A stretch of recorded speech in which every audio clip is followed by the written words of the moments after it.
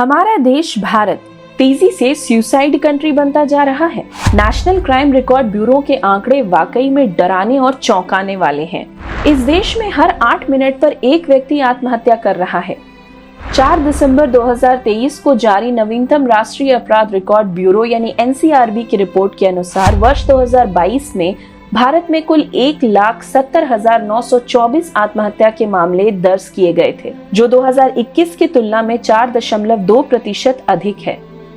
National crime record bureau के आंकड़े के अनुसार भारत में सुसाइड रेट 1 लाख में 12.4% हो गया है, यानी 1 लाख लोगों में 12,400 लोग आत्महत्या कर रहे हैं। ये वे आंकड़े हैं जिसकी रिपोर्ट दर्ज हुई है। कई बार बदनामी के डर से इसे छिपाया भी जाता है। अगर उन आंकड़ों को भी मिला लिया जाए तो ये आंकड़ा और बढ़ सकता है। आइए हम आपको बताते हैं कि वे कौन कौन से कारण हैं जिसकी वजह से लोग इस कार्य को करते हैं। अगर आपने हमारे चैनल को अब तक सब्सक्राइब नहीं किया है तो कृपया कर लें। वीडियो को लाइक करें और शेयर करना ना भूलें।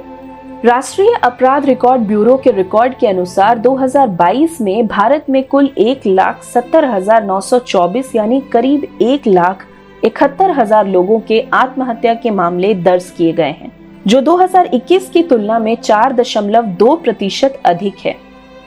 सबसे ज्यादा चौंकाने वाली बात यह है कि आत्महत्या करने वाले 43% लोगों की उम्र 30 वर्ष से कम थी। इतना ही नहीं, इस देश में 1 साल के भीतर 13,000 से अधिक छात्रों ने आत्महत्या की है। वर्ष 2022 में आत्महत्या से होने वाली कुल मौतों में 7.6% स्टूडेंट्स थे। इस रिपोर्ट में यह भी पता चला है कि 1,123 स्टूडेंट्स ऐसे थे जिनकी उम्र 18 वर्ष से कम थी और परीक्षा में फेल होने के कारण उन्होंने आत्महत्या कर ली। इनमें से 578 लड़कियां जबकि 575 लड़के थे। स्टूडेंट्स के आत्महत्या करने के मामले में महाराष्ट्र पहले पायदान पर है। यहाँ पर सबसे अधिक 378 स्टूडेंट्स ने आत्महत्या की। उसके बाद दूसरे स्थान पर मध्य प्रदेश जहाँ 277 स्टूडेंट्स और तीसरे पायदान पर झारखंड में कुल 174 छात्रों ने पिछले 1 साल में आत्महत्या कर ली है। कर्नाटक के कुल 162 जबकि गुजरात के 155 परीक्षार्थियों ने परीक्षा में असफल होने के कारण आत्महत्या कर ली। ये एक अलार्मिंग कंडीशन है। इसमें बच्चों के साथ ही उनके माता पिता और कहीं हद तक भारत का एजुकेशन सिस्टम भी जिम्मेदार है। आइए आपको और फैक्ट्स बताते हैं। ऐसे लोग जो अधिक पढ़े लिखे थे उनके आत्महत्या करने का प्रतिशत अधिक था। 2022 में माध्यमिक स्तर की शिक्षा पाने वाले कुल 23.9% लोगों ने आत्महत्या की, जबकि बिना शिक्षा वाले 11.5% लोगों ने आत्महत्या की, जो पढ़े लिखे लोगों से करीब 50% कम था। 4 दिसंबर को जारी रिपोर्ट के अनुसार लगातार तीसरे वर्ष महाराष्ट्र में आत्महत्या के सबसे अधिक मामले दर्ज किए गए हैं। महाराष्ट्र में कुल 22,746 जबकि तमिलनाडु में 19,834 लोगों ने आत्महत्या की। इसमें पारिवारिक समस्याओं से 31.7%, बीमारी से 18.4%, बेरोजगारी से 1.9%, जबकि अन्य पेशेवर समस्याओं की वजह से कुल 1.2% लोगों ने मौत को गले लगा लिया। दिवालियापन और कर्ज के कारण आत्महत्या के मामलों में भी बढ़ोतरी हुई है।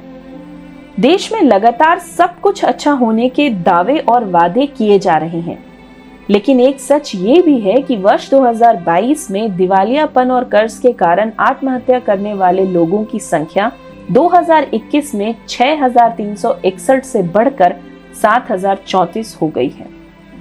इसमें कई ऐसे लोग भी थे जिन्होंने 1 लाख रुपए से कम का कर्जा लिया था, लेकिन बार बार बैंकों द्वारा परेशान किए जाने की वजह से इन्होंने आत्महत्या कर ली। इसमें किसानों की संख्या भी अच्छी खासी थी। The National Human Rights Commission has issued a notice to 3 states, Andhra Pradesh, Maharashtra and Kerala, after reports of rising farmer suicides. This analysis of India, where 1/5 of the world's suicides occur, इस समस्या का हल निकालने की जरूरत है। देश में एक तरह का एजुकेशन सिस्टम बनाने की जरूरत है जिससे देश के कर्णधार का भविष्य दांव पर नहीं लगे। पिछले कुछ वर्षों में जिस प्रकार से भारत के एग्जामिनेशन सिस्टम मटिया मेट हुए हैं, उसकी वजह से भी ये स्थिति पैदा हो रही है। इतना कुछ हो रहा है, लेकिन भारत की सरकार कह रही है कि देश में सब ऑल इज वेल है।